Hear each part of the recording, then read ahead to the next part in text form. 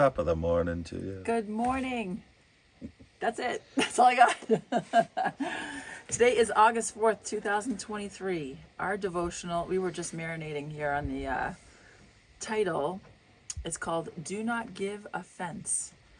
From Acts 24:16. I myself always strive to have a conscience without offense toward God and men.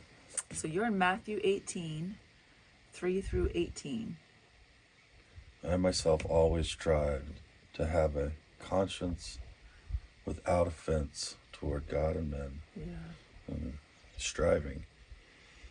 At the same time came the disciples unto Jesus, saying, Who is the greatest in the kingdom of heaven? And Jesus called a little child unto him, and set him in the midst of them, and said, Verily I say unto you, except ye be converted, and become as little children, ye shall not enter into the kingdom of heaven. I was just pondering, just pondering the child on his lap. Oof. Yeah. You might have to read this. You always do that to me.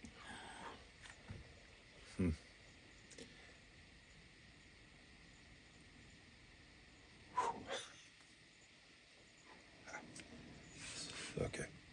Whosoever therefore shall humble himself as this little child, the same is greatest in the kingdom of heaven. And who shall receive one such little child in my name receiveth me.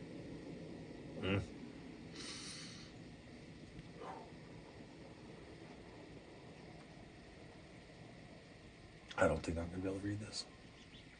But whoso shall offend one of these little ones which believe in me, it were better for him that a millstone were hanged about his neck, and that he were drowned in the depth of the sea. Woe unto the world because of offenses, for it must needs be that offenses come, but woe to that man by whom the offense cometh. Wherefore if thy hand or thy foot offend thee, cut them off and cast them from thee. It is better for thee to enter into life halt or maimed, rather than having 2 hands or 2 feet to be cast into everlasting fire. And if thy eye offend thee, pluck it out and cast it from thee. It is better for thee to enter into life with 1 eye, rather than having 2 eyes to be cast into hellfire. Take heed that ye despise not one of these little ones. For I say unto you, that in heaven their angels do always behold the face of my Father, which is in heaven. For the Son of Man is come to save that which was lost. How think ye, if a man have 100 sheep, and one of them be gone astray, doth he not leave the 99 and go into the mountains, and seeketh that which is gone astray? And if so be that he find it, verily I say unto you, he rejoiceth more of that sheep than of the 99 which went not astray. Even so, it is not the will of your Father which is in heaven, that one of these little ones should perish. Moreover, if thy brother shall trespass against thee, go and tell him his fault between thee and him alone. If he shall hear thee, thou hast gained thy brother. But if he will not hear thee, then take with thee 1 or 2 more, that in the mouth of 2 or 3 witnesses every word be established. And if he shall neglect to hear them, tell it unto the church. But if he neglect to hear the church, let him be unto thee as a heathen man and a publican.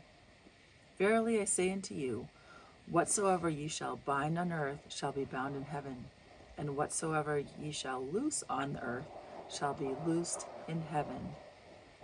Okay. If 10 people could save Sodom and Gomorrah, 10 holy people in a church can hold the power of the Spirit until light reigns. We do not want to seek to save ourselves. On the contrary, we want to lose ourselves so that we may save the church. Matthew 16:25. You cannot stop distresses from coming. They will come, and offenses will come. But woe to those who cause offenses. Matthew 18:7. See that you do not cause offense, Live on a higher plane. See that your tongue does not speak evil of others. Ain't it the truth? Have you ever fully seen the picture presented in the 26th chapter of Matthew? Jesus said, "One of you will betray me." The disciples asked, "Lord, is it I?" Every one of them was so conscious of his human weaknesses that not a single one of them could say that it would not be he. How long do you think Jesus had known who would betray him? Jesus had been with them, feeding them, walking up and down with them, and he had never told any of them that Judas would be his betrayer. Those who follow Jesus should be so sober and sensitive that they would not speak against someone else, whether the words are true or not. If Jesus had told the disciples that Judas would one day betray him, what would have been the result? Everyone would have been bitter against Judas. So he saved all his disciples from being bitter against Judas for 3 years. What love! Can't you see that holy, divine Savior? If we saw him clearly, every one of us would throw ourselves at his feet.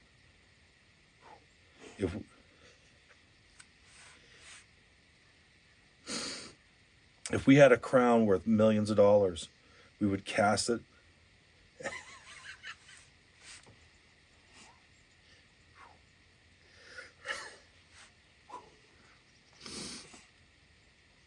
We would cast it at his feet and say, "You alone are worthy."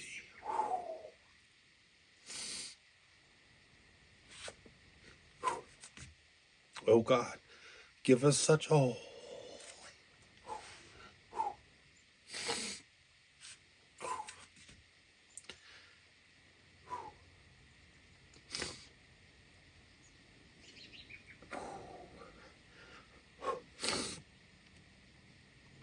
give us such a holy, intense, divine acquaintance with you that we would rather die than grieve you. Oh Jesus, we worship you. You are worthy. Thought for today. Oh, for inward character that will make us say 1,000 deaths rather than sinning once. Man. Ooh. Did you have anything to say? Thank you for joining us. Ooh.